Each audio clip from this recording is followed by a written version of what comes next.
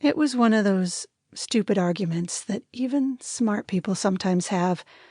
In fact, because smart people don't have them all that often, such altercations invariably end up being more explosive. David and I were camping, trying to catch the last of the not-too-chilly weather and the leaf season. When packing, we had opted for our small pop-up camper instead of the tent, just snug enough to negotiate the fine line between the mellow daytime and the rapidly cooling nights, with traces of that distinctive winter bite, typical for late fall in the North Carolina mountains. The hubbub began over whether or not to leave one of the camper windows open overnight. As it often happens in such cases, neither one of us knew how such a trifling matter escalated into an explosive dispute over the merits of everything from this camping trip to our 17-year-long marriage. Both of us were to blame and quickly reached that point of immature tiff where one can't think of a single intelligent, sensible thing to say. Nemo, our basset hound, crawled under a bunk and whimpered from under there, so I went for a walk. Even as I followed the narrow mossy path leading from the campground to a wide loop circling the waterfall, one of 260-something waterfalls western North Carolina is famous for, I already started regaining bits and pieces of my common sense, thinking how, in general, David and I hardly ever had arguments. First of all, our tastes were too alike to have a lot of disagreements.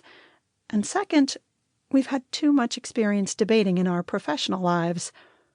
We could always work things out. Well, almost always. Apparently, unless it had to do with leaving a window open. It was foggy, the mist settling in so thickly I could no longer see the light at the camper. I knew this path well, yet I was startled how unfamiliar it suddenly looked, my eyes no longer able to pick out the familiar landmarks, the rocks and trees either completely obscured or distorted to a point of being unrecognizable. Between having to pay attention to my footing and squinting through the murk, the shift came so subtly it took me a few minutes to realize where I was, and was not. It was like one of those times, driving from work, when the last thing you remember is leaving the parking lot at your office, and then you are suddenly in your driveway at home. Not that this was home. Not anymore. The circle still looked the same, its stones as crumbling and mossy as ever. I'd seen them many times in my long-lost past, and a handful of times in my present life, and they were always crumbling and mossy. No less, no more. No additional pieces had fallen off in as long as I could remember, and none were added back on in an attempt to repair them. The spots of moss and lichen were exactly the same size, shape, and color as I remembered them. They did not shrivel and die, and no new growth appeared. I wasn't frightened, not even when they finally spoke up. "Greetings, Golden Lady." "Greetings. You come alone?" "I suppose I do. I did not intend to come at all."